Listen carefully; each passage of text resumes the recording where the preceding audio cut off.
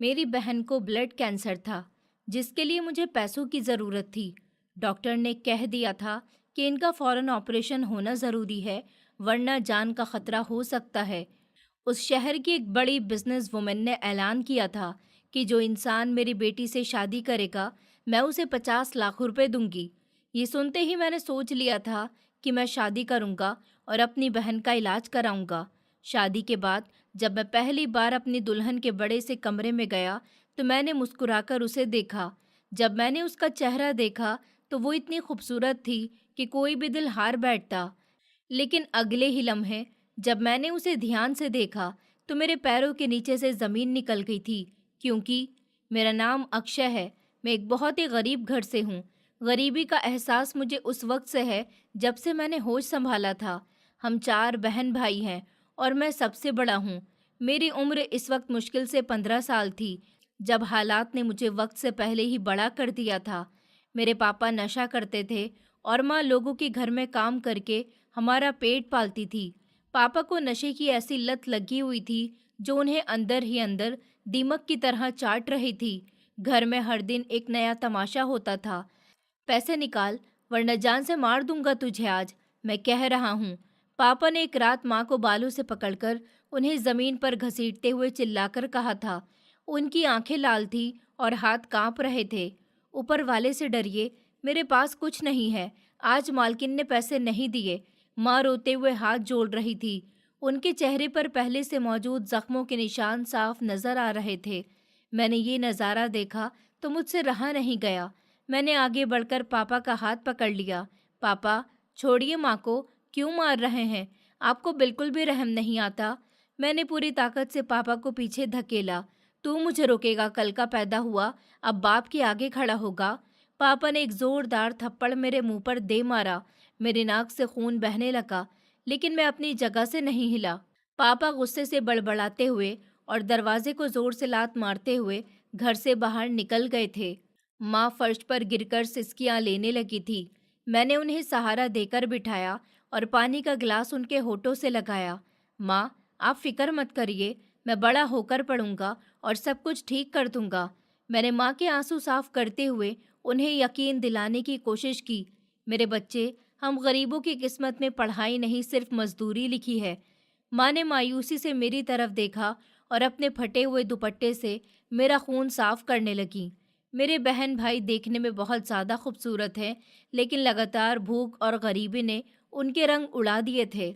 हम सबके चेहरों पर एक अजीब सी उदासी छाई रहती थी। मेरा छोटा भाई साहिल अक्सर भूख से रोता रहता था। मेरी दोनों बहनें प्रीति और दिशा खामोशी से एक कोने में बैठी रहती थी। मैं उनकी हालत देखकर परेशान होता था। दिन ऐसे ही गुजर रहे थे कि एक दिन हमारे मोहल्ले का दुकानदार भागता हुआ हमारे घर आया। अक्षय, तुम्हारे बाप की लाश नदी के पास पड़ी है, जल्दी चलो। उसकी बात सुनकर मेरे कदमों के नीचे से जमीन निकल गई थी। क्या कह रहे हो आप? चाचा, पापा तो कल रात से गायब थे, वो समंदर पर क्या कर रहे थे? मैं घबराहट में दरवाजे की तरफ भागा।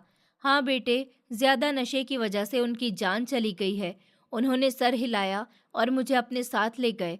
हम पापा की लाश घर लेकर आ गए। घर में हंगामा मच गया था। मोहल्ले वाले जमा हो गए थे। माँ लाश के पास खामोश बैठी थी। वो रो नहीं रही थी, बस पत्थर की बन गई थी और पापा को देख रही थी, जिसने उन्हें सारी जिंदगी दुख के सिवा कुछ भी नहीं दिया था। माँ, रो लीजिए, आपका दिल हल्का हो जाएगा, ऐसे खामोश मत रहिए। मैंने माँ के कंधे पर हाथ रखा। माँ कहने लगी कि जिनके आंसू खुश्क हो जाएं, वो रोया नहीं करते अक्षय। माँ की आवाज़ में एक अजीब सी परेशानी थी। वो इस जिंदगी पर मातम मना रही थी, जो उन्होंने पापा की बेहतरी की उम्मीद में बर्बाद कर दी थी। पापा का अंतिम संस्कार हुआ तो मुझे लगा जैसे हमारे सर से एक बोझ उतर गया हो, लेकिन साथ ही एक अजीब से डर ने मुझे पकड़ लिया था। माँ घर पर बैठ गई थी। घर का चूल्हा बुझ गया था। मैंने पढ़ाई का ख्वाब हमेशा के लिए मिटा दिया था और मोहल्ले की एक वेल्डिंग की दुकान पर काम करना शुरू कर दिया था। वहाँ का दुकानदार बहुत जालिम इंसान था। काम जानवरों की तरह लेता था और पैसे देते वक्त उसकी जान निकल जाती थी। मेरे दिन रात काले हो चुके थे। साहब जी, 2 दिन से घर में कुछ नहीं आया, कुछ पैसे दे दीजिए। एक शाम मैंने साहब के सामने हाथ जोड़कर कहा। कौन से पैसे? पिछले हफ्ते जो तूने 1,000 रुपये लिए थे, वो तेरा बाप देकर गया था। साहब ने अपने हाथ से गिलास रखते हुए गुस्से से जवाब दिया। वो तो माँ की दवाई पर लग गए थे, आप अभी कुछ दे दीजिए और महीने के आखिर में पैसे देते वक्त काट लेना, मैंने भरी हुई आवाज़ में कहा। ये ले 500 रुपये और याद रखना, ये भी मैं अब तेरे खाते में लिख रहा हूँ और अब तू यहाँ से कहीं नहीं जा सकता, मरते दम तक। उन्होंने मेरी तरफ नफरत से 500 का नोट फेंका। मैंने वो नोट ज़मीन से उठाया और खामोशी से अपने काम में लग गया। मैं साहब के कर्ज के नीचे दब चुका था। मैं वो काम छोड़ भी नहीं सकता था, क्योंकि बहन भाइयों को भूखा मरते नहीं देख सकता था। रात को घर जाता तो मेरा सब इंतज़ार कर रहे होते थे। भाई, आज खाने में कुछ लाए हैं? छोटी बहन प्रीति ने मेरी शर्ट पकड़कर पूछा। हाँ मेरी गुड़िया, ये लो आज रोटी और दाल लाया हूँ। मैंने थैला उसके हाथ में दिया और खुद एक कोने में बैठकर पानी पी लिया। मैंने उस रात कुछ भी नहीं खाया था, ताकि मेरे भाई बहन पेट भर सकें। हालत बहुत ज़्यादा ख़राब होते जा रहे थे। वर्कशॉप की कमाई से गुजारा नामुमकिन हो रहा था। मैंने फैसला किया कि मुझे कुछ और भी करना होगा। वर्कशॉप से रात 8 बजे छुट्टी होती थी। मैंने वहाँ से सीधा एक छोले पूरी की दुकान पर काम करना शुरू कर दिया। अक्षय, तुम रात 2 बजे तक यहाँ काम करोगे, मैं तुम्हें रोज़ाना के हिसाब से 100 रुपये दूंगा। छोले पूरी वाले दुकानदार ने मुझे शर्तें बताईं। मुझे मंजूर है भाई, बस आप पैसे रोज़ दे देना। मैंने फ़ौरन हाँ कह दिया था। मुझे पैसों की बहुत ज़रूरत थी।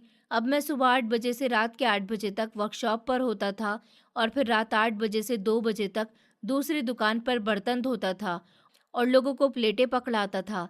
दिन रात की इस मेहनत ने मेरे शरीर को तोड़कर रख दिया था, लेकिन घर का चूल्हा जलने लगा था।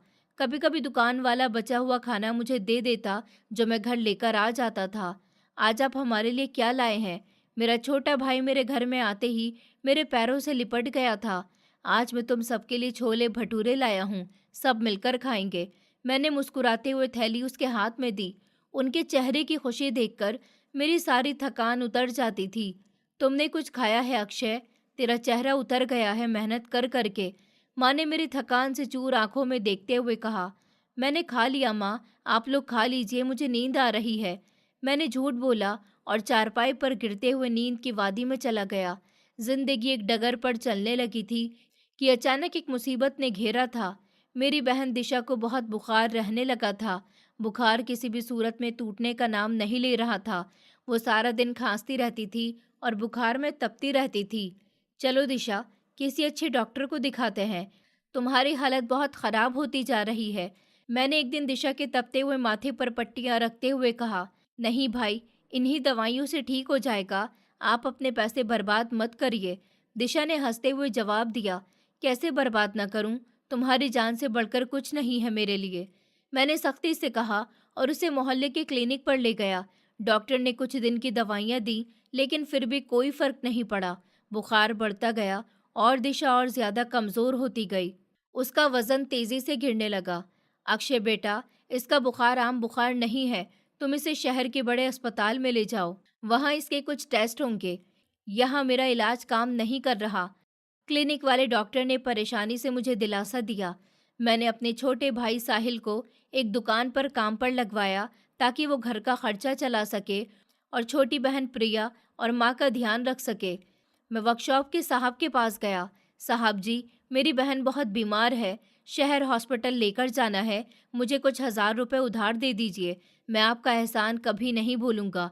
मैंने गिड़गिड़ाते हुए साहब के आगे हाथ फैलाए। पहले वाले पैसे क्या तेरे दादा देंगे, जो और मांगने आ गया है? चल भाग यहाँ से, काम कर अपना, सारा दिन रोता ही रहता है। साहब ने मुझे धक्के देकर पीछे किया। मेरी बहन मर जाएगी साहब जी, ऊपर वाले का वास्ता है, मैं आपकी सारी जिंदगी नौकरी करूँगा, बस आज मेरी मदद कर दीजिए। मैंने रोते हुए उनके पैर पकड़ लिए। मेरे पैर मत पकड़, ले, ये आखिरी बार दे रहा हूँ 2,000 रुपये, इसके बाद मुझसे 1 रुपया भी नहीं मिलेगा, और याद रखना, तुम अब मेरी वर्कशॉप का बिका हुआ मजदूर है। साहब ने जेब से पैसे निकालकर मेरे मुंह पर मारे। मैंने वो पैसे उठाए और बहन को लेकर शहर के सरकारी अस्पताल पहुंच गया। वहां का माहौल बहुत अजीब था। मरीजों की भीड़ और दवाइयों की बूंदें मेरा दिमाग घुमाकर रख दिया था। मेरा दम बहुत घुट रहा था। घंटों पर्ची बनवाने की लाइन में खड़ा रहा। फिर डॉक्टर ने दिशा को देखा और अलग अलग टेस्ट लिख कर दिए। कई दिन तक टेस्ट होते रहे। मैं बाहर फर्श पर सोता और दिन भर टेस्ट की रिपोर्ट के लिए धक्के खाता रहता। जब फाइनल रिपोर्ट आई तो डॉक्टर ने मुझे अपने कमरे में बुलाया। अक्षय, तुम्हारी बहन दिशा को ब्लड कैंसर है और ये आखिरी स्टेज की तरफ जा रहा है। डॉक्टर के शब्द मेरे कानों से टकराए तो मेरे लिए मौत जैसे हो गए थे। मेरा दिमाग सुन्न हो गया था। कैंसर? डॉक्टर साहब, आप कुछ करिए, मेरी बहन को बचा लीजिए, मेरी माँ तो मर जाएगी। मैं डॉक्टर के सामने हाथ जोड़कर फूट फूट कर रोने लगा था। इलाज मुमकिन है, लेकिन इस पर बहुत ज़्यादा खर्चा आएगा, लाखों रुपए की ज़रूरत होगी और दवाइयाँ भी बहुत महंगी है। तुम्हें जल्द से जल्द पैसों का इंतज़ाम करना होगा ताकि तुम्हारी बहन का इलाज जल्द से जल्द शुरू किया जा सके और वो जल्द ही ठीक हो सके। डॉक्टर ने हमदर्दी से मुझे देखते हुए कहा, डॉक्टर साहब, मेरे पास तो कुछ भी पैसे नहीं हैं। आप तो लाखों रुपयों की बातें करते हैं। मेरे पास तो 500 रुपये भी नहीं है। मैं इतने पैसे कहाँ से लाऊंगा? मैंने अफसोस से अपना सर झुका दिया था। डॉक्टर ने हमदर्दी में कहा था कि हम तो कुछ भी नहीं कर सकते। जब तक पैसे नहीं भरे जाएंगे, उनका इलाज भी शुरू नहीं हो पाएगा। तुम्हें कुछ तो करना ही होगा अपनी बहन की ज़िंदगी के लिए। अगर तुम अपनी बहन की ज़िंदगी चाहते हो तो तुम्हें जल्द से जल्द सारे पैसों का इंतज़ाम करना होगा। डॉक्टर ने दोबारा हमदर्दी से मुझे देखते हुए कहा। मैं थके हुए कदमों के साथ कमरे से बाहर आया। मेरी बहन हॉस्पिटल के जनरल वार्ड के बिस्तर पर बेहोश पड़ी थी। मैं खिड़की से उसे देख रहा था। वो बहन जो मुझसे बहुत ज़्यादा प्यार करती थी, उसकी ज़िंदगी अब बहुत खतरे में थी। मुझे अपनी बेबसी पर रोना आ रहा था। मेरे पास 1 रुपया भी नहीं था कि उसका इलाज करवा सकूं। साहब को फ़ोन किया कि शायद वो कुछ तरस खा ले। साहब जी, मेरी बहन को कैंसर है, मुझे और पैसों की ज़रूरत है, मुझे बचा लीजिए, मुझे थोड़े से पैसे और दे दीजिए ताकि मैं अपनी बहन का इलाज करवा सकूं और उसे ज़िंदा अपनी माँ के पास लेकर जा सकूं। मैंने फ़ोन पर रोते हुए कहा, अब मैं तुम्हें और पैसे कहाँ से ला कर दूँ? पहले ही तुम्हारे पास मेरे बहुत से पैसे हैं, पहले वो चुका दो, फिर और मांगना। दोबारा फ़ोन मत करना मुझे, जब देखो पैसे मांगते रहते हो, रोते रहते हो। साहब ने डांटकर फ़ोन बंद कर दिया। मैं परेशानी से इस अस्पताल से बाहर निकला और शहर की अजनबी सड़कों पर पागलों की तरह फिरने लगा। मुझे कुछ समझ नहीं आ रही थी कि मैं क्या करूं, कहाँ जाऊं। मैंने अपने घर पर माँ और बहन भाइयों को भी कुछ नहीं बताया था। वो घर में दिशा की वापसी का इंतजार कर रहे थे। मैं चलते चलते एक जगह पर आकर रुक गया। मेरे दिमाग में सिर्फ मौत और जिंदगी की उलझन चल रही थी और मुझे कोई रास्ता दिखाई नहीं दे रहा था। मैं चलते चलते एक सड़क के किनारे फुटपाथ पर बैठ गया। गाड़ियां मेरे सामने से तेजी से गुजर रही थी। हर गाड़ी में लोग अपनी जिंदगी में मगन थे और यहाँ मेरी दुनिया पूरी तरह उजड़ चुकी थी। मैंने आसमान की तरफ देखा। ऊपर वाले मेरी मदद कर, मेरे पास कोई रास्ता नहीं बचा। सिर्फ तू ही है जो मुझे इस परेशानी से निकाल सकता है। कुछ कर। अगर मेरी बहन ठीक ना हुई तो मेरी माँ तो ये खबर सुनते ही मर जाएगी। मेरी बहन को बिल्कुल ठीक कर दे और पैसों का किसी भी तरह से इंतज़ाम कर दे ताकि मैं अपनी बहन का अच्छी तरह से इलाज कर सकूं और उसे वापस अपनी माँ के पास लेकर जा सकूं। मैंने सिसकियां लेते हुए प्रार्थना की। मुझे अपनी बहन का वो चेहरा याद आ रहा था जब वो बचपन में मेरे गले लगा करती थी। वो हाथ याद आ रहे थे जब वो मेरी टांगें दबाया करती थी। मेरी बहन दिशा ने कभी भी मुझसे कुछ नहीं मांगा था। उसकी ज़िंदगी का सिर्फ एक ही मकसद था कि हम सब खुश रहें। आज वो इस खुशी को अधूरा छोड़कर मौत के दरवाजे पर खड़ी थी। मैंने अपने आंसू साफ किए और दोबारा उठकर खड़ा हो गया। मुझे हार नहीं माननी थी। मुझे किसी न किसी तरह पैसे लाने थे। मुझे कुछ भी करके सारे पैसों का इंतज़ाम करना था ताकि मेरी बहन की ज़िंदगी बच सके। मैं कुछ भी करने को तैयार था, चाहे मुझे अपनी जान ही क्यों न देनी पड़ जाती। मैं अपनी बहन का इलाज हर हाल में करवा कर रहता। मैंने शहर के कई लोगों के सामने हाथ फैलाए, दुकानदारों से उधार मांगा, लेकिन किसी ने मेरी एक नहीं सुनी। गरीब की कोई इज्जत नहीं होती और ना ही गरीब का कोई भरोसा होता है। मैं सारा दिन सड़कों की खाक छानता रहा। मेरे पैर में छाले पड़ गए थे और भूख से पेट में दर्द हो रहा था, लेकिन बहन की बीमारी के आगे मुझे अपनी कोई भी परेशानी महसूस नहीं हो रही थी। रात का अंधेरा फैलने लगा था। अस्पताल में मेरी बहन मेरा इंतज़ार कर रही होगी कि मैं पैसे लेकर आऊँगा और उसका इलाज शुरू होगा। मैं खाली हाथ वापस जाने का सोच भी नहीं सकता था। रात का अंधेरा बहुत गहरा होता जा रहा था और मेरी उम्मीदें टूटती जा रही थी। मैं शहर की सड़कों पर ऐसे चल रहा था जैसे मेरा कोई अपना हो ही नहीं। भूख और थकान से मेरी टांगें कांप रही थी, लेकिन दिमाग में सिर्फ एक ही झटका लग रहा था, बहन की जिंदगी। हॉस्पिटल के बिस्तर पर पड़ी बहन का पीला चेहरा मेरी आंखों के सामने घूम रहा था। मैंने शहर के कई दरवाजे खटखटाए थे, जानने वालों के आगे हाथ फैलाए थे, लेकिन गरीब की मजबूरी किसी को नजर नहीं आती। है ऊपर वाले, मुझे रास्ता दिखा। मैं अपनी बहन को मरते हुए नहीं देख सकता। मेरी परेशानियों को आसान कर दे, मुझे किसी भी तरह से पैसे दे दे। मैंने आसमान की तरफ मुंह करके बेबसी से कहा। मेरी आंखों से आंसू बह रहे थे और दिल दर्द से फटा जा रहा था। एक चाय वाले ढाबे के पास पहुंचकर मेरे कदम रुक गए थे। वहां कुछ लोग चाय भी पी रहे थे और ऊंची आवाज में बातें कर रहे थे। मैं एक तरफ अंधेरे में खड़ा हो गया था ताकि कुछ देर के लिए आराम कर सकूं। मेरे पैरों में इतनी जान नहीं थी कि मैं और चल सकता। यार, सुना है वो शहर की सबसे बड़ी बिजनेस वुमेन श्रद्धा यादव अपनी बेटी की शादी के लिए पागल हो गई है। एक 30 साल की उम्र के आदमी ने चाय का घूंट पीते हुए कहा था। उसकी आवाज में हैरत और बेचैनी थी। हाँ भाई, 50 लाख रुपए नकद इनाम दे रही है जो भी उसकी बेटी से शादी करेगा। दूसरे इंसान ने मजाक उड़ाते हुए जवाब दिया। उसकी आंखों में लालच चमक रहा था। ये शब्द मेरे कानों में बम की तरह फटा था। 50 लाख रुपए, ये इतनी बड़ी रकम थी कि मेरी बहन का इलाज तो क्या, हम सब की जिंदगियां संवर सकती थी। मेरे मरे हुए शरीर में जैसे किसी ने जान डाल दी थी। मैंने अचानक उनकी तरफ कदम बढ़ा दिए। भाई, आप किस श्रद्धा की बात कर रहे हैं और ये 50 लाख वाला क्या चक्कर है? मैंने उनके पास जाकर बेचैनी से पूछा।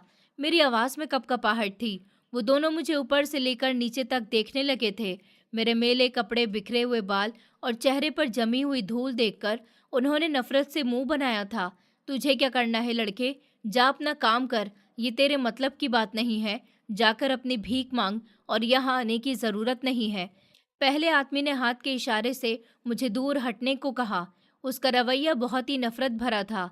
ऊपर वाले का वास्ता है, मुझे बता दीजिए। मेरी बहन हॉस्पिटल में मौत से लड़ रही है। मुझे पैसों की बहुत ज़्यादा ज़रूरत है।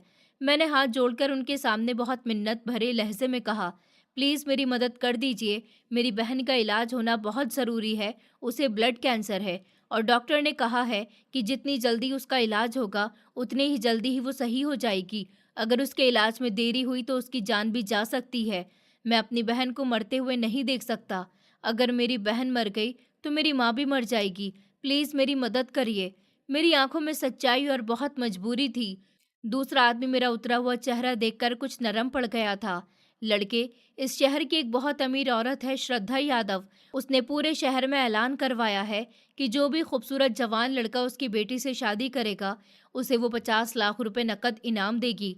लेकिन शर्त क्या है? कोई तो कमी होगी ना उस लड़की में जो वो इतनी बड़ी रकम दे रहा है? मैंने हैरत से पूछा था। कोई भी अमीर आदमी बिना वजह के इतनी बड़ी रकम नहीं देता।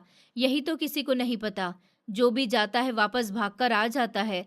सुना है वो चाहती है कि लड़का सिर्फ शक्ल में खूबसूरत हो और शादी के बाद इस हवेली में रहे।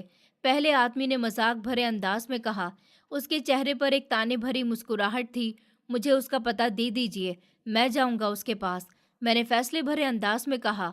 मेरा दिल तेजी से धड़क रहा था और मुझे अपनी मंजिल मिल गई थी। पागल हो गया है क्या? जाकर अपनी जिंदगी बर्बाद करेगा? कोई बहुत बड़ी मुसीबत है इसलिए तो लोग भागकर आ जाते हैं।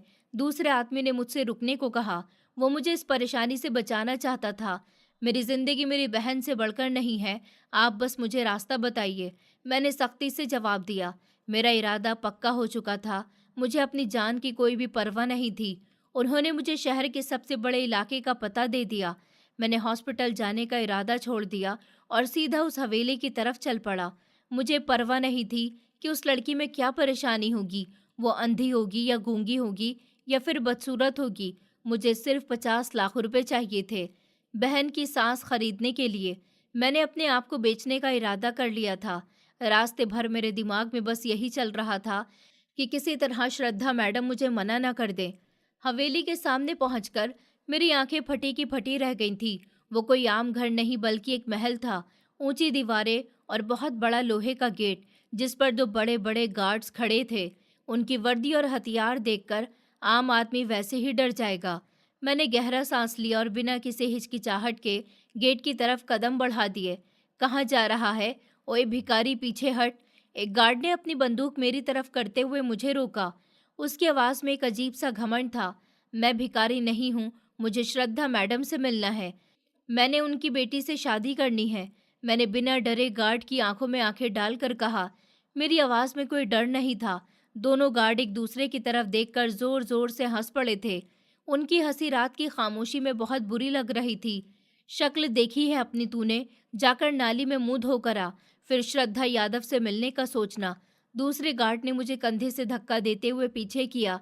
मैंने कहा, मुझे अंदर जाने दो, मेरा वक्त बर्बाद मत करो, वरना श्रद्धा यादव को बताऊंगा कि तुम लोगों ने एक इंसान को रोका है। मैंने अपनी जगह पर मजबूती से खड़े रहते हुए उसे सख्त वार्निंग दी थी। मेरा गुस्सा काबू से बाहर हो रहा था। गार्ड मेरी बात सुनकर थोड़ा सा हिचकिचाया था। शायद उन्हें मैडम का हुक्म था कि जो भी आएगा उसे रोका न जाए। इसी बीच एक बूढ़ा नौकर गेट के अंदर से बाहर आया। उसके कपड़े साफ सुथरे थे और वो हवेली का कोई पुराना नौकर लग रहा था। क्यों शोर मचा रखा है तुम लोगों ने? कौन है ये लड़का? बूढ़े नौकर ने गार्ड से गुस्से से पूछा। चाचा जी, ये लड़का कह रहा है कि इसे मैडम से मिलना है, शादी वाले ऐलान का सुनकर आया है। गार्ड ने मेरी तरफ इशारा करते हुए जवाब दिया। उसके लहजे में अब भी ताना था। बूढ़े नौकर ने मुझे गौर से देखा। उसकी आंखों में एक अजीब सी हमदर्दी और अफसोस भर आया। बेटा, तुम बहुत छोटी उम्र के हो और शक्ल से इज्जतदार घर के लगते हो। मेरी मानो तो यहाँ से चले जाओ। बूढ़े आदमी ने बहुत ही नरमी से मुझे समझाने की कोशिश की। नहीं चाचा, मैं नहीं जाऊँगा। मुझे पैसों की बहुत ज़रूरत है। आप मुझे एक बार श्रद्धा यादव से मिलवा दीजिए, मैंने मिन्नत भरे लहजे में कहा। लेकिन मेरे खड़े होने का अंदाज बता रहा था कि मैं वापस नहीं जाऊँगा। तुम्हें अंदाज़ा नहीं है कि तुम किसी मुसीबत पर हाथ डालने जा रहे हो। यहाँ रोज़ 10 लड़के आते हैं और सच्चाई जानकर दुम दबाकर भाग जाते हैं। अपनी जान दांव पर मत लगाओ। बूढ़े आदमी ने मेरे कंधे पर हाथ रखकर बहुत ही सीरियस लहजे में कहा था। वो सच में मेरा भला चाह रहा था। मेरी जिंदगी पहले ही बर्बाद हो चुकी है चाचा।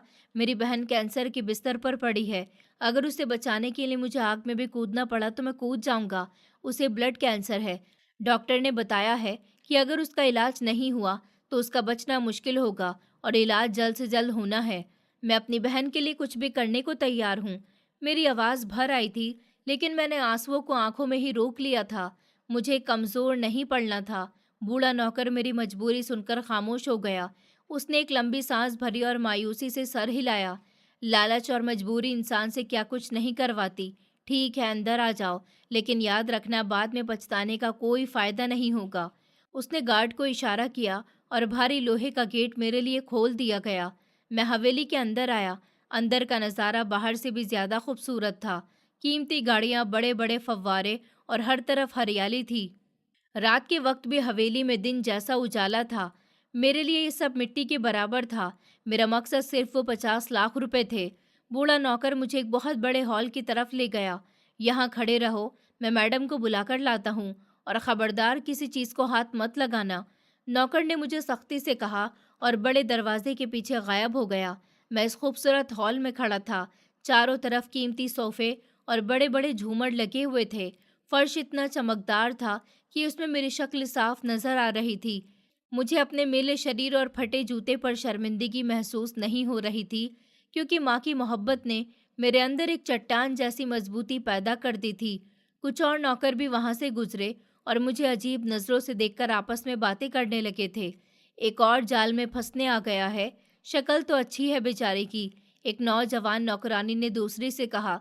उनकी आवाज़ मेरे कानों तक साफ पहुंच रही थी। पैसे की भूख इंसान को अंधा कर देती है। मुझे क्या पता अंदर क्या चल रहा है, कौन सा खंजर रखा है जो मेरी गर्दन काटेगा। दूसरी नौकरानी ने ताने भरे अंदाज में सर हिलाया और अपने काम में लग गई। मैंने उनकी बातों को पूरी तरह नज़रअंदाज कर दिया। मुझे उनकी बातों से डरने के बजाय गुस्सा आ रहा था। मैंने इरादा कर लिया था कि चाहे मौत भी सामने क्यों न खड़ी हो, मैं कदम पीछे नहीं हटाऊंगा। काफ़ी देर गुजर गई। मैं वहीं खड़ा रहा। मेरी टांगें दर्द से फट रही थी, लेकिन मैंने किसी भी सोफे पर बैठने की हिम्मत नहीं की। थोड़ी देर के बाद वही बूढ़ा नौकर वापस आया। मैडम ने तुम्हें अपने ऑफिस में बुलाया है, आओ मेरे साथ और उनके सामने ज़रा तमीज़ से बात करना। उसने मुझे इशारा किया और आगे चल पड़ा। मैं उसके पीछे पीछे चल रहा था। एक लंबे और खूबसूरत रास्ते से गुजरकर हम एक भारी लकड़ी के दरवाजे के सामने रुके। नौकर ने दरवाज़ा खटखटाया और अंदर से भारी आवाज़ आई, अंदर भेज दो उसे। नौकर ने दरवाज़ा खोला और अंदर आ गया। ऑफिस का माहौल बहुत ही सख्त था। सामने एक बहुत बड़ी शीशे की टेबल के पीछे एक औरत बैठी थी। उसके बाल सफ़ेद थे, चेहरे पर झुर्रियाँ थी, लेकिन उसने अपने चेहरे को बहुत सख्त और जालिम बना रखा था। यही श्रद्धा यादव थी। उनकी तेज़ चील जैसी आंखें मेरे ऊपर गड़ गई थीं। वो मुझे सर से लेकर पैर तक घूरने लगी थी। मुझे थोड़ा अजीब सा लगा था। तुमने मेरा ऐलान सुना है और तुम मेरी बेटी से शादी करना चाहते हो? श्रद्धा यादव ने धीरे से मुझसे पूछा। उनके लहजे में कुछ भी अजीब सा नहीं था। जी, मैंने सुना है, मैं तैयार हूँ, लेकिन मेरी एक शर्त है। मैंने बिना कुछ डर दिखाए मजबूत आवाज में कहा। मेरी नजरें उनकी नजरों से टकरा रही थी। श्रद्धा यादव की आंखें तन गई थी। उन्होंने टेबल पर रखा हुआ पेन जोर से नीचे फेंका। यहाँ शर्तें मैं तय करती हूँ, तुम नहीं। तुम्हारी क्या औकात है जो मेरे सामने खड़े होकर मुझसे शर्त रखो? तुम तो खुद पैसों के लालच में आए हो और तुम मुझसे शर्त रख रहे हो। यह शर्तें सिर्फ मैं रखती हूँ। तुम्हारी तो मेरे सामने कोई औकात ही नहीं है। तुम मेरे सामने एक भिखारी की तरह हो। अपनी हद में रहो, अपनी औकात हमेशा याद रखना। उन्होंने गुस्से से दहाड़ते हुए कहा। मेरी शर्त मेरी औकात से नहीं, मेरी मजबूरी से जुड़ी है। मुझे वो 50 लाख रुपए अभी और इसी वक्त चाहिए। शादी आप चाहें अभी करवा दीजिए, लेकिन मुझे पैसे अभी चाहिए। मुझे उन पैसों की बहुत ज़्यादा ज़रूरत है, इसलिए मैं भागता हुआ यहाँ पर आया हूँ। मैंने अपनी बात पर अटल रहते हुए दो टूक जवाब दिया। मुझे उनके गुस्से से कोई फर्क नहीं पड़ रहा था। तुम्हें मेरे ऊपर भरोसा नहीं है या तुम पैसे लेकर भागने के चक्कर में हो? पैसे देखकर तुम्हें लालच आ गया होगा। 2 टके के लड़के, तुम्हारी औकात ही क्या है? श्रद्धा यादव ने शक भरी नजरों से मुझे देखा और ताना मारा। मुझे अपनी बहन का इलाज करवाना है। वो अस्पताल में मौत के मुंह में है। अगर पैसे नहीं मिलेंगे तो उसकी जान खतरे में आ सकती है और मुझे इस शादी का कोई फायदा नहीं होगा। अगर आपने मुझे पैसे नहीं दिए तो आप शादी करवाकर मुझे हवेली में कैद कर लीजिए, जंजीरों में बांध दीजिए, लेकिन पैसे मेरे हाथ में दे दीजिए। मैंने सारी सच्चाई खुली किताब की तरह उनके सामने रख दी। मेरी आवाज़ में वो सच्चाई थी जिसे झुटलाया नहीं जा सकता था। श्रद्धा यादव कुछ देर मुझे खामोशी से देखती रही। उनके चेहरे का गुस्सा थोड़ा कम हुआ, लेकिन सख्ती अभी भी वैसी ही थी। उन्होंने मेरी हालत को अच्छी तरह से देखा। मेरा चेहरा मेरी सच्चाई की गवाही दे रहा था। उन्होंने इंटरकॉम का बटन दबाया। शादी का इंतज़ाम करो और पैसों का बैग तैयार रखो। लड़का मिल गया है। उन्होंने फ़ोन बंद किया और मेरी तरफ देखा। ठीक है, मैं तुम्हें अभी पैसे दे दूंगी और आज रात ही तुम्हारी शादी होगी, लेकिन मेरी बात ध्यान से सुन लो। एक बार तुमने हाँ कर दी है तो वापसी में कोई रास्ता नहीं है। तुम्हें सारी ज़िंदगी मेरी बेटी के साथ इस हवेली की 4 दीवारी में गुजारनी होगी और मेरी हर बात माननी होगी। अब तुम सिर्फ मेरे नौकर बनकर रह गए हो। तुम कभी भी मेरी बात से इनकार नहीं कर सकते। जो मैं कहूँगी तुम्हें सिर्फ वही करना होगा और मेरी बेटी का हद से ज़्यादा ख्याल रखना होगा। चाहे कुछ भी हो जाए तुम उसे नहीं छोड़ोगे, वो तुम्हारी जिम्मेदारी बन जाएगी। श्रद्धा यादव ने अपनी कुर्सी पर पीछे टेक लगाते हुए मुझे आखिरी वार्निंग दी। मैं लालच और मजबूरी के इस दलदल में छलांग लगाने को बिल्कुल तैयार था। मुझे आगे पीछे कुछ नजर नहीं आ रहा था। मुझे आपकी हर शर्त मंजूर है, बस मुझे मेरी बहन के लिए पैसे दे दीजिए। मैं जबान का पक्का हूँ, जो कहूँगा वो करूँगा। मैं आपकी बेटी का बहुत ख्याल रखूँगा। अगर आपको कोई शिकायत का मौका मिले तो आप मुझे फौरन जान से मार देना। मैं अपनी जान देने के लिए भी तैयार हूँ, लेकिन मुझे इस वक्त सिर्फ और सिर्फ अपने पैसे चाहिए। मुझे अपनी बहन की जान बचानी है। मैंने फौरन हाँ कर दी थी।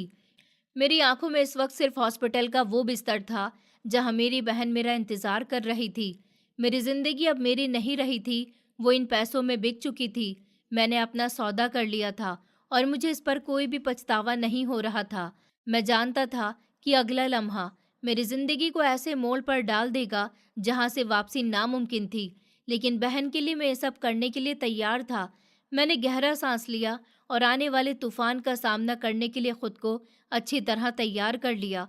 ऑफिस में खामोशी सी छा गई थी और हम दोनों शादी होने का इंतजार करने लगे थे। श्रद्धा यादव ने इंटरकॉम का बटन दबाया और पक्के लहजे में किसी को अंदर आने का ऑर्डर दिया।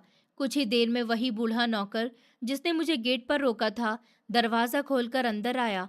उसके चेहरे पर अब भी वही परेशानी थी जो मैंने पहली बार देखी थी। रुपेश, इस लड़के को गेस्ट रूम में ले जाओ और नहला धुलाकर नए कपड़े पहनाओ। इसकी ये गंदगी मेरे ऑफिस को और ज़्यादा गंदा कर रही है।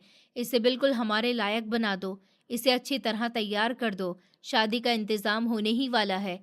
श्रद्धा यादव ने नाक पर रुमाल रखते हुए बहुत ही नफ़रत से ऑर्डर दिया।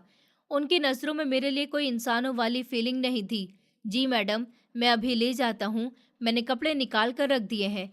रुपेश चाचा ने सर झुकाकर बहुत ही इज्जत से कहा और मुझे अपने साथ चलने का इशारा किया। मैं यहाँ तब तक नहीं जाऊँगा जब तक मुझे पैसे का यकीन नहीं हो जाता। मैं अपना एक भी लम्हा बर्बाद नहीं कर सकता। मेरी बहन वहाँ मर रही है। मैंने अपनी जगह से हिलने से इनकार कर दिया था। मेरा दिल डर और बेचैनी से धड़क रहा था। श्रद्धा यादव जोर जोर से हंसने लगी और अपनी कुर्सी के पीछे रखी एक भारी लोहे की तिजोरी खोली। उसमें से एक बड़ा सा बैग निकाला और उसे टेबल पर पटक कर खोल दिया। अंदर 5-5 सौ के कई नोटों की गड्डियाँ सजी हुई थी। ये देख लो अपनी कीमत, ये पूरे 50 लाख रुपए हैं। जाओ जाकर इंसानों वाले हुलिये में आओ, फिर शादी होगी और ये बैग तुम्हारा होगा। उसने बैग बंद करते हुए एक जीत वाली मुस्कुराहट के साथ कहा। मैंने उन पैसों को देखा तो मेरी आंखों में एक अजीब सी चमक आ गई थी। ये कागज़ के टुकड़े मेरी बहन की जिंदगी थे और मैं उनके लिए अपनी जान भी दे सकता था। मैंने रुपेश चाचा के साथ चलने के लिए और कोई हिचकिचाहट महसूस नहीं की। हम एक लंबे रास्ते से गुजरने लगे। रास्ते के दोनों तरफ कीमती पेंटिंग्स लगी हुई थी। हर चीज़ से दौलत की खुशबू आ रही थी, लेकिन मेरे लिए सब कुछ मिट्टी का ढेर था। हम चलते चलते एक बहुत बड़े और शानदार कमरे में पहुंच गए। कमरे के बीच में एक बहुत बड़ा सोफा था और हर तरफ कीमती चीज़ तमीज़ से रखी हुई थी। बेटा, बाथरूम में गर्म पानी और तौलिया मौजूद है। जल्दी से नहा लो और मैं तुम्हारे लिए कपड़े लेकर आता हूँ। रुपेश चाचा ने नरमी से कहा। उनकी आंखों में मेरे लिए अभी भी तरस मौजूद था, जैसे वो किसी मरते हुए इंसान को देख रहे हैं। चाचा जी, क्या मुझे एक फ़ोन मिल सकता है? मैंने अपनी माँ को फ़ोन करना है, वो बहुत परेशान हो रही होंगी। मुझे बस 1 मिनट बात करनी है। मैंने बहुत ही मिन्नत भरे लहजे में उन्हें देखा। यहाँ के उसूल बहुत सख्त हैं बेटा, लेकिन तुम नहाकर निकलो, मैं अपना मोबाइल तुम्हें दे दूंगा, जल्दी बात कर लेना। उन्होंने दरवाज़ा बंद करते हुए मुझे तसल्ली दी। मैं बाथरूम में गया। वो जगह पूरे घर से भी बड़ी और शानदार थी। फर्श पर इतनी चमक थी कि इंसान फिसल जाए। मैंने शीशे में अपने आप को देखा। मेरे बाल बिखरे हुए थे, चेहरे पर कई दिनों की थकान और धूल जमी हुई थी और आंखों के आसपास काले गड्ढे पड़ चुके थे। गरीबी ने मेरी जवानी को दीमक की तरह चाट लिया था। मैंने गर्म पानी के नीचे खड़े होकर अपने शरीर की सारी गंदगी धो डाली, लेकिन मेरे अंदर जो गम बस चुका था, उसे धोने का कोई भी पानी इस दुनिया में नहीं बना था। पानी की हर बूंद के साथ मुझे अपनी बहन का चेहरा याद आ रहा था और अपनी माँ की चेहरे की झुर्रियाँ याद आ रही थी, जिन्होंने सारी जिंदगी हमारे लिए गुजार दी थी। और अब मेरी बारी थी कि मैं भी माँ को कुछ करके दिखाऊं। मैं अपनी बहन को ऐसे नहीं छोड़ सकता था। मैं अपनी बहन के लिए सब कुछ करने को तैयार था। मैंने अभी तक अपनी माँ को नहीं बताया था कि बहन को क्या परेशानी है और ना ही मेरी उनसे बात हुई थी। इसलिए मैंने रुपेश चाचा से बात करने के लिए कहा था। जब मैं बाहर आया तो बेड पर एक सफ़ेद रंग का कीमती सूट रखा हुआ था। मैंने वो कपड़े पहने तो महसूस हुआ जैसे मैंने कुछ कांटे पहन लिए हैं। मैं अब वो अक्षय नहीं लग रहा था जो एक वर्कशॉप पर मेहनत मजदूरी का काम करता था। मैं अब इस हवेली का एक खरीदा हुआ नौकर बन चुका था, जिसकी अपनी कोई मर्जी नहीं थी। मेरी मर्जी, मेरी फीलिंग सब उस 50 लाख की रकम के नीचे दब चुके थे। रुपेश चाचा कमरे में आए और मुझे देखकर एक गहरा सांस लेने लगे। कपड़े तुम्हारे ऊपर बहुत अच्छे लग रहे हैं बेटा। लग ही नहीं रहा कि तुम वही लड़के हो जो बाहर गेट पर धक्के खा रहे थे। रुपेश चाचा ने मेरी बदली हुई हालत देखकर हैरत से कहा। कपड़े बदलने से इंसान की किस्मत नहीं बदल जाती चाचा। ये कपड़े मेरी मजबूरी के कपड़े हैं। आप प्लीज़ मुझे फ़ोन दे दीजिए। मुझे अपनी माँ से बात करनी है। वो बहुत परेशान हो रही होंगी। मैंने उनसे बहुत देर से बात नहीं की। उन्हें नहीं बताया अभी तक कि यहाँ पर क्या कुछ हो चुका है। मैंने अपना हाथ आगे बढ़ाते हुए बहुत ही बेचैनी से कहा। उन्होंने अपनी जेब से एक पुराना सा मोबाइल निकाला और मुझे पकड़ा दिया और मुझसे पूछने लगे कि क्या तुमने अपनी माँ को अपनी बहन की हालत के बारे में नहीं बताया। ये सुनकर मैं थोड़ी देर खामोश रहा, फिर बोला, नहीं, मैं उन्हें नहीं बता सकता। अगर मैंने उन्हें बताया तो वो शायद जीते जी मर जाएंगी और यहाँ आने की जिद करेंगी और पैसों का चक्कर सुन के तो उनके होश ही उड़ जाएंगे। मैं उन्हें परेशान नहीं देख सकता। वो पूरी जिंदगी हम सबके लिए परेशान रही हैं, लेकिन अब मैं उन्हें और परेशान नहीं करना चाहता। मैंने उदासी भरे लहजे में कहा, तो उन्होंने मुझसे पूछा, बेटा तुम कहाँ से आए हो? क्या तुम्हारे पिताजी इस दुनिया में नहीं है? मैं फिर से थोड़ी देर खामोश हो गया, जैसे बीते हुए कल के बारे में सोच रहा हूँ। नहीं, मेरे पिताजी इस दुनिया में नहीं है। मेरे पिताजी एक शराबी इंसान थे। उन्होंने मेरी माँ को बहुत परेशान किया। उन्होंने कभी भी मेरी माँ को सुकून नहीं लेने दिया था। मेरी माँ बहुत परेशान रहती थी। वो घर घर में नौकरी करती थी और हमारे घर का चूल्हा जलाती थी, और वो हम सारे बच्चों का ख्याल रखती थी। फिर एक दिन समुद्र के किनारे से हमारे पिताजी की लाश मिली थी। उसके बाद हमारी ज़िंदगी में थोड़ा सुकून आया था। लेकिन मेरी माँ घर पर बैठ गई थी। वो अब काम करने नहीं जाती थी। हमारे घर का चूल्हा बंद हो गया था। फिर मैं घर के बड़े होने के नाते नौकरी के लिए निकला। मुझे एक वर्कशॉप पर नौकरी मिली। वहाँ का दुकानदार मुझे बहुत डांटता था, मुझे बहुत बातें सुनाता था और पैसे भी कम देता था। फिर उसके बाद मुझे एक छोले भटूरे वालों के पास नौकरी मिली, जो मुझे रोज़ के 100 रुपये देता था। हमारे घर का चूल्हा जलने लगा था और हमारी ज़िंदगी एक डगर पर आ गई थी। लेकिन फिर मैं एक लम्हे के लिए खामोश हो गया। मेरी बहन को ये बीमारी हो गई और मैं शहर आ गया।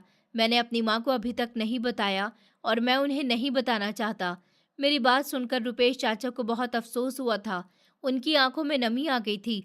उन्होंने मेरे कंधे पर हाथ रखा कि बेटा तुम परेशान मत हो, सब कुछ ठीक हो जाएगा। तुम्हारी बहन भी ठीक हो जाएगी। ऊपर वाला सब कुछ अच्छा करेगा। मैंने कांपते हाथों से अपने मोहल्ले के उस दुकानदार का नंबर मिलाया जिसके पास साहिल काम करता था। घंटी बजती रही और फिर कुछ देर बाद कॉल उठा ली गई। हेलो, कौन बात कर रहा है? साहिल की रोती हुई आवाज़ मेरे कानों में पड़ी। उसकी आवाज़ सुनकर मेरा दिल कटकर रह गया था। साहिल, मैं अक्षय बात कर रहा हूँ। मेरी जान, तुम रो क्यों रहे हो? माँ कैसी है? क्या हुआ है वहाँ पर? मैंने बहुत घबराहट से पूछा। मेरा दिल बहुत ज़ोर ज़ोर से धड़कने लगा था। भाई, आप कहाँ चले गए? माँ आपको बहुत याद करती है, वो रोती रहती है। और ये बताइए कि दिशा दीदी की तबीयत कैसी है? आपने तो उन्हें बिल्कुल बताया ही नहीं। माँ बहुत परेशान है। आपको एक बार तो फ़ोन कर लेना चाहिए था। साहिल हिचकियाँ लेते हुए बोल रहा था। उसके रोने की आवाज़ ने मेरे दिल को चीर कर रख दिया था। गरीबों की बेबसी का ये सबसे भयानक रूप था। तुम बस माँ के पास रहो और उनका ख्याल रखो। दिशा दीदी बिल्कुल ठीक होने वाली है। मैं बस कुछ ही दिन में वापस आ जाऊंगा। उनका इलाज चल रहा है। वो बिल्कुल ठीक है। माँ से कहना कि उन्हें फ़िक्र करने की कोई ज़रूरत नहीं है। हम कुछ ही दिनों में वापस आ जाएंगे। अब तुम बिल्कुल भी मत रोना। अपनी माँ का ख्याल रखो। मैं सब कुछ ठीक कर दूंगा। मैं तुम्हारा बड़ा भाई हूँ ना। मैंने अपनी आवाज़ को मजबूत बनाते हुए उसे हर तरह से तसल्ली दी थी। सच में भाई, आप सब कुछ ठीक कर देंगे? आप सच कह रहे हैं या फिर मेरा दिल रख रहे हैं? उसकी आवाज़ में एकदम उम्मीद की किरण जाग उठी। वो मेरी बात पर यकीन करना चाहता था। हाँ मेरे बच्चे, बस तुम माँ का ख्याल रखो, मैं जल्दी ही वापस आ जाऊँगा। मैंने जल्दी से कॉल काट दिया और मोबाइल रुपेश चाचा के हवाले कर दिया। मेरी आंखों से 2 आंसू टूटकर मेरे गालों पर गिर पड़े थे। मैंने फौरन अपने हाथ से उन्हें साफ कर लिया ताकि कोई मेरी कमजोरी न देख सके। ऊपर वाला तुम्हारी बहन को लंबी जिंदगी दे बेटा। तुम परेशान मत हो, सब कुछ ठीक हो जाएगा। तुम्हारी माँ भी ठीक हो जाएगी और तुम्हारी बहन भी, और तुम्हें पैसे भी मिल जाएंगे। तुम जल्दी से अपनी बहन का इलाज करवा लेना। ऊपर वाला उसे जल्दी ही ठीक कर देगा। अब चलो, मैडम बुला रही हैं। शादी का वक्त हो गया है। रुपेश चाचा ने मेरा कंधा थपथपाते हुए मुझे हिम्मत दिलाई। मैं कमरे से बाहर निकला। मेरे कदमों में एक अजीब सी तेजी थी। मुझे अपनी मंजिल साफ दिखाई दे रही थी। मुझे जल्द से जल्द ये शादी खत्म करनी थी और वो बैग लेकर हॉस्पिटल पहुंचना था। हम वापस उसी हॉल में आ गए जहां मैं पहले खड़ा था। अब वहां का नज़ारा बिल्कुल बदल चुका था। हॉल के बीच में एक बड़ी टेबल रखी थी जिस पर सफ़ेद रंग की रेशमी चादर बिछी हुई थी। सोफे पर कुछ अजनबी लोग बैठे थे जो शायद मेहमान थे। श्रद्धा यादव टेबल की एक तरफ बैठी थी। उनके चेहरे पर वही घमंड छाया हुआ था। उन्होंने मुझे आते देखा तो उनकी आंखों में एक चालाक चमक उभर आई। आओ दूल्हे राजा, अब तुम इंसानों की तरह लग रहे हो। बैठो यहाँ मेरे सामने। उन्होंने मुझे अपने सामने खाली वाली कुर्सी की तरफ हाथ से इशारा किया। मैं खामोशी से उस कुर्सी पर बैठ गया। मेरे सामने वही काला बैग रखा था जिसमें मेरी बहन की जिंदगी कैद थी। मैंने उस बैग को एक नज़र देखा और फिर श्रद्धा यादव की तरफ ध्यान देने लगा। वो कुछ कागजात जिसमें लिखा हुआ है, अगर तुमने मेरी बेटी को छोड़ दिया तो तुम्हें 1 करोड़ रुपए का जुर्माना भरना होगा। तुम कभी भी मेरी बेटी को नहीं छोड़ सकते। अगर तुमने आज उससे शादी कर ली तो वो हमेशा हमेशा के लिए तुम्हारी जिम्मेदारी बन जाएगी। अब तुम उसे कभी भी नहीं छोड़ोगे। इस कागज पर साइन करो, सब कुछ तैयार है। श्रद्धा यादव ने टेबल पर रखे कुछ कागज मेरी तरफ सरकाते हुए पक्के अंदाज में कहा। मैंने उन कागज पर एक तरफ नजर डाली और उस पर एक लड़की का नाम लिखा था जिसे मैं जानता तक नहीं था। मुझे ये भी परवाह नहीं थी कि उसका नाम क्या है, वो कैसी दिखती है या उसकी उम्र क्या है। मेरे लिए वो लड़की सिर्फ एक रास्ता थी उन पैसों तक पहुंचने का। एक बार फिर गौर से सुन लो अक्षय, शादी के बाद तुम ये बैग लेकर जाओगे, लेकिन ठीक 2 घंटे बाद तुम इस हवेली के दरवाजे पर खड़े होगे। अगर तुमने भागने की कोशिश की तो मेरे आदमी तुम्हें पाताल से भी ढूंढ निकालेंगे। श्रद्धा यादव ने मेरी आंखों में झांकते हुए सख्त लहजे में मुझे धमकी दी। आप बेफिक्र रहिए मैडम, मैं गरीब जरूर हूँ लेकिन धोखेबाज नहीं हूँ। मैं अपनी बहन की फीस भरकर और उसे दवाई देकर सीधा यहाँ पर आऊँगा। मेरी जिंदगी अब आपकी बन चुकी है। मैंने पूरी सच्चाई और यकीन के साथ उन्हें जवाब दिया। मैं भागकर भी कहाँ जाता, मेरा सब इसी शहर में था और मुझे अपनी बहन की जान भी प्यारी थी। तुम्हारे ये जवाब मुझे पसंद आए, लेकिन याद रखना, हवेली के अंदर कदम रखने के बाद तुम्हारा बाहर की दुनिया से कोई भी रिश्ता नहीं रहेगा। तुम अपनी मर्जी से सांस भी नहीं ले सकोगे। उन्होंने मुझे और डराने की कोशिश की ताकि मैं किसी भी तरह की कोई लड़ाई न कर सकूं। मुझे आपकी हर शर्त मंजूर है, बस आप शादी शुरू करिए। मेरा वक्त बहुत कीमती है। मैंने बहुत बेचैनी से कहा। मेरा वक्त बर्बाद हो रहा है और अस्पताल में मेरी बहन मेरा इंतजार कर रही है। और उसी वक्त दरवाज़ा खुला और सब लोग अंदर आए। सब लोगों ने आते ही इज्जत से श्रद्धा यादव को नमस्ते किया। आइए आइए, आप ही का इंतजार हो रहा था। सब कुछ तैयार है, बस शादी करा दीजिए। श्रद्धा यादव ने खड़े होकर उन सब लोगों का वेलकम किया और उन्हें पास में ही बैठाया। सब लोगों ने एक नज़र मेरी तरफ देखा और फिर मेरे सामने रखे कागजों पर उनकी नज़र जाने लगी। हॉल में एक अजीब सी खामोशी छा गई थी। मैं अपने हाथों की लकीरों को देख रहा था जो आज बदलने वाली थी। मेरी किस्मत किसी और के हाथ में जा रही थी। मुझे अपनी ज़रा परवाह नहीं थी, लेकिन मुझे ये डर ज़रूर था कि कहीं ये मैडम आखिरी वक्त पर मुझे कोई धोखा न दे जाए। क्या हम शादी शुरू करें? लड़की को भी मेरे पास लाकर बैठा दिया गया था, लेकिन मैंने एक नज़र भी उसकी तरफ नहीं देखा था। मैंने इतना भी नहीं देखा था कि उसने किस कलर का जोड़ा पहन रखा है। मैंने उसको आता हुआ भी नहीं देखा था। मुझे नहीं पता था कि वो कैसी दिखती थी, कितनी उम्र की थी, कितनी लंबी थी। मुझे सिर्फ अपनी बहन की फिक्र थी। श्रद्धा यादव ने एक नज़र मेरे ऊपर डाली। मैंने दिल में ऊपर वाले का नाम लिया और खुद को आने वाले वक्त के हवाले कर दिया।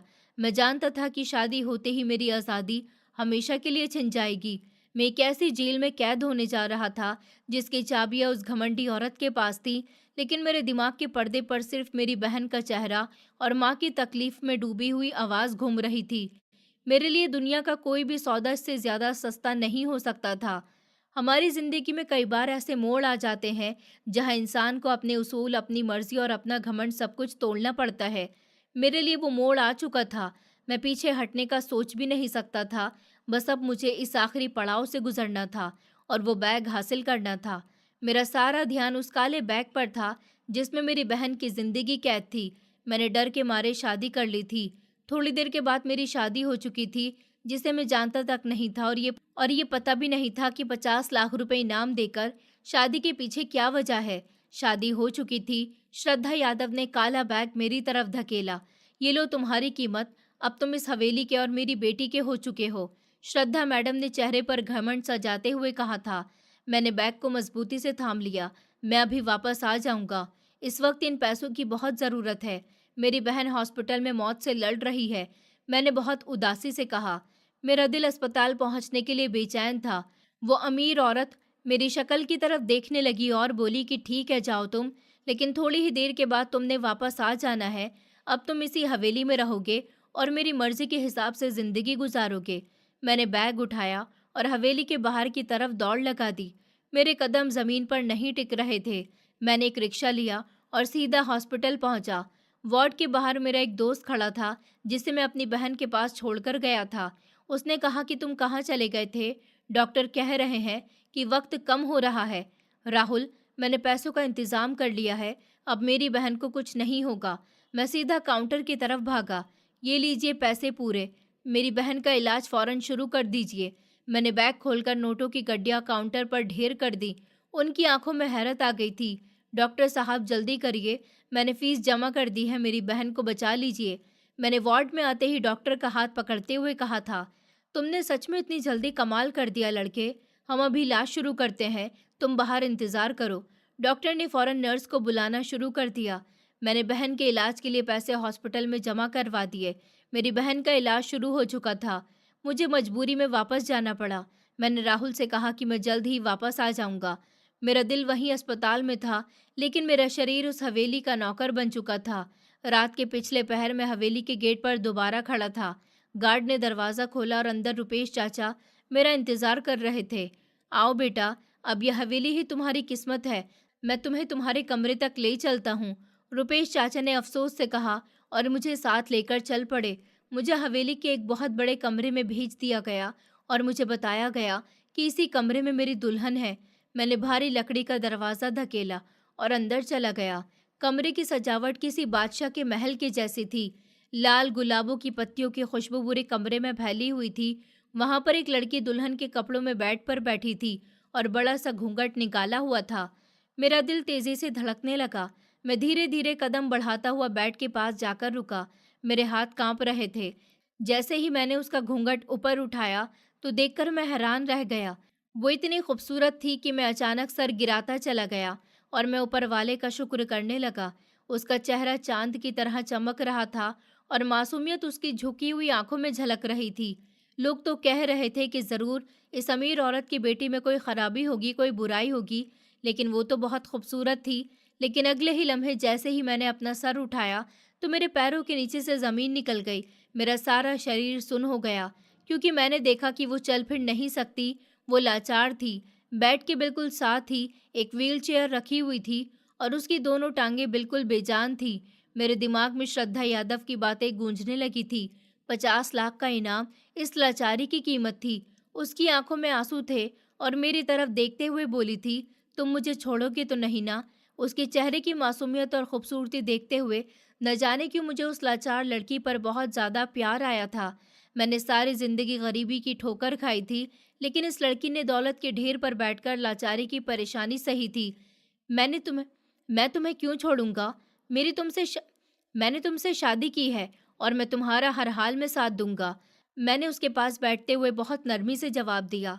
हाँ, मैंने शादी लालच में की थी, पैसों की खातिर की थी, लेकिन सच में मुझे उस लड़की से न सिर्फ हमदर्दी थी, बल्कि न जाने क्यों एक अजीब से अपनेपन का एहसास हो रहा था। उसकी टांगें बिल्कुल बेजान थी। तो वो बोली, जब मेरी माँ ने आपसे मेरी परेशानी छुपाई, लेकिन मैं कुछ छुपाना नहीं चाहती। एक हादसे की वजह से बचपन से मैं लाचार हो गई थी। उसने सिसकियां लेते हुए अपने दिल का बोझ हल्का करना शुरू किया। इसलिए तो मेरी माँ चाहती थी कि मेरी किसी अच्छे और हमदर्द लड़के से शादी हो। यहाँ बहुत लड़के आए, मेरी माँ ने उन्हें बहुत जज किया और सिर्फ उन्हें लालची देखकर वापस भेज दिया, लेकिन तुम पर भरोसा किया। उसकी बातों ने मेरे अंदर की लालच को हमेशा के लिए मार दिया था। मुझे श्रद्धा यादव का वो सख्त रवैया अब एक माँ की मजबूरी लग रहा था, जो अपनी लाचार बेटी के लिए एक सच्चा इंसान ढूंढ रही थी। मेरी माँ ने दौलत कमाई, लेकिन मेरी टांगें नहीं खरीद सकी। वो हर रात मेरे दुख में रोती हैं। उन्हें लगता है कि उनकी दौलत ने मुझे अकेला कर दिया। उसने अपने आंसू साफ करते हुए मुझे अपनी माँ के छुपे दर्द के बारे में बताया। दौलत इंसान को सुकून नहीं देती, सुकून तो इंसान के दिल में होता है, और मुझे तुम्हारे साथ सुकून महसूस हो रहा है। मैंने उसके हाथ अपने हाथों में लेकर उसे यकीन दिलाया। क्या सच में तुम मेरा साथ पूरी जिंदगी दोगे? लोग तुम्हें ताना देंगे कि तुमने पैसों के लिए एक लाचार लड़की से शादी की है। उसने शक और डर से मेरी आंखों में देखते हुए सवाल किया। मेरा दिल अजीब सी हालत में था। मैं धीरे से बोला, मैं तुम्हें छोड़कर कभी नहीं जाऊंगा। वो हैरान होकर मुझे देखने लगी।